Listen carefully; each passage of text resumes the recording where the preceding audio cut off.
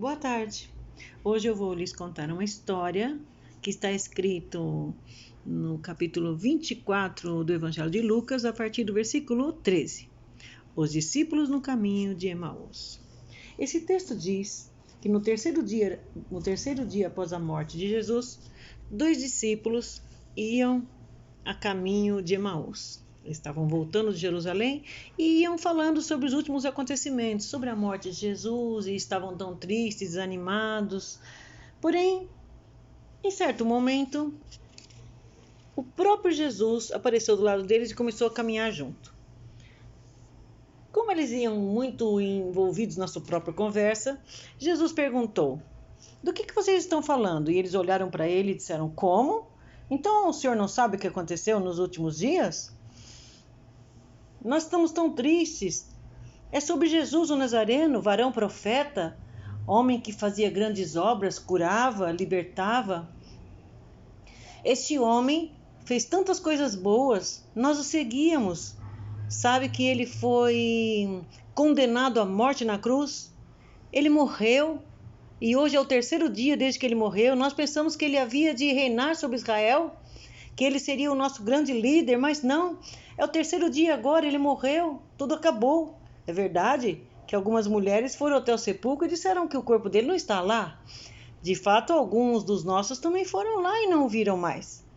Mas o fato é que ele morreu. Então, você não sabe de nada disso? O senhor? Não sabiam que aquele era o próprio Jesus. E então Jesus disse: "Como será que vocês não conseguem ver o que está diante dos teus olhos? Não sabiam que está escrito, que os profetas já escreveram muito tempo antes que o Cristo havia de padecer, que essas coisas haviam de acontecer antes dele ir para a sua glória?"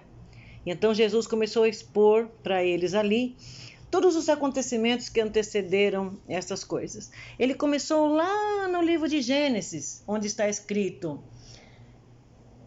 que Deus havia de providenciar um Salvador para que Eva e Adão não vivessem sempre no pecado. Sabe que Deus criou o mundo, fez todas as coisas, criou Adão, criou Eva, mas eles pecaram e se distanciaram de Deus. Porém Deus, em sua infinita misericórdia, prometeu que haveria de vir um Salvador que morreria para que seus pecados fossem perdoados. E Jesus continuou falando. Moisés também escreveu sobre isso. Certa vez o povo começou a reclamar depois de sair do Egito e reclamavam daquela comida que era Deus que mandava. E então Deus se irritou muito com eles e, como castigo, Deus enviou serpentes e as serpentes picavam as pessoas e elas morriam. Então o povo foi pedir socorro para Moisés e Moisés, falando com Deus, Deus disse: "Faça uma haste e coloque nela uma serpente de bronze e todo que olhar para a serpente será curado." Isso também já prefigurava a morte de Jesus, como ele haveria de morrer. Eles ainda não reconheceram Jesus. E Jesus continuou falando. Ainda no livro dos profetas está escrito: "Por 30 moedas eu serei vendido, este será o meu salário." Neste momento, um discípulo olhou para o outro e eles estavam lá no momento onde Judas vendeu Jesus por 30 moedas de prata. E agora sim, aquilo era verdade, mas como aquele homem sabia? Como aquele desconhecido sabia essas informações que, se ele nem sabia o que tinha acontecido, como ele sabia daquilo? E Jesus continuou falando. O profeta Isaías profetizou há muito tempo antes que Jesus seria açoitado, o Filho do Homem seria açoitado. Convinha que essas coisas acontecessem. E os discípulos estavam com a boca aberta. Como aquele homem sabia tanta coisa? Eles estavam maravilhados de ouvir aquele homem. Mas Jesus continuou. No Salmo, o salmista disse: "Zombaram do Filho do Homem, disseram para ele: salva os outros e não salva a ti mesmo." Zombaram dele, caçoaram dele. E mais uma vez os discípulos confirmaram: realmente foi isso que aconteceu, nós estávamos lá, realmente zombaram dele. E Jesus continuou a narrativa, ainda não foi reconhecido por eles. "Lançarão sorte sobre a minha túnica e hão de repartir aos pedaços." Mas como o profeta sabia disso? Como que o profeta sabia disso? E como que esse homem sabia disso? Realmente lançaram sortes e cortaram em pedaços a túnica de Jesus. Nós estávamos lá, pensavam os 2 discípulos. Jesus ainda continuou. E quando o Filho do Homem, o Filho de Deus, teve sede, eles, ao invés de darem água, deram vinagre. Os discípulos estavam sem palavras. Como assim? Tantos anos antes já sabiam e estavam narrando tudo o que ia acontecer. Jesus continuou. Mas o Filho de Deus, ele foi mudo, calado. Ele não reclamou. Como ovelha é levada ao matador, ele não abriu a sua boca. Ele aceitou tudo porque convinha que essas coisas acontecessem. Os discípulos estavam boquiabertos com estas coisas, porque como este homem sabia tanta coisa sobre os acontecimentos, se ele acabou de dizer que não sabia, Jesus continuou falando, eles ainda não o reconheciam. Lá os profetas ainda disseram: as suas mãos serão furadas e ele será crucificado, grandes pregos furarão as suas mãos. E os discípulos sabiam que isto é verdade, porque eles presenciaram todas essas coisas. E finalmente, Jesus deve ter mencionado, e ele foi sepultado num túmulo novo de um homem rico. Andou no meio dos pobres, mas ele foi sepultado num túmulo novo, que foi preparado especialmente para eles. E os discípulos devem ter olhado um para o outro. Como este homem sabe todas essas coisas? Estavam assim, sem palavras. Como este homem sabia tanta coisa? Como este homem? Ainda não reconheceram que este era o Filho de Deus. Eles estavam tão distraídos com aquela conversa que já estavam chegando na aldeia de Emaús. E Jesus fez menção de ir adiante, mas eles disseram: não, fica conosco. Vem até a nossa casa, fique conosco. E então Jesus aceitou o convite e entrou na casa deles. Sabe, este versículo, essa história, esta parte da história me faz lembrar de um versículo que está em Apocalipse 3:20, onde diz assim: eis que estou à porta e bato. Se alguém abrir a porta, eu entrarei. Cearei com ele e ele comigo. Sabe o que isso quer dizer? Quer dizer que para ter Jesus fazer parte da nossa vida, nós temos que convidá-lo a entrar. Assim como os discípulos convidaram ele a entrar, e ele entrou. E os discípulos tiveram uma grande surpresa. Todo aquele que ia aceitar Jesus como seu suficiente Salvador, permitir Jesus entrar na sua vida, na sua casa, eles vão de ter uma bela surpresa. Antes de ter o seu nome escrito no livro da vida, passaram a ser filhos de Deus e não somente criaturas, e um dia vão morar no céu. Se você quiser, você pode fazer isso ainda hoje, e eu já digo como. Senhor Jesus, ele entrou na casa desses discípulos, sentou à mesa com eles.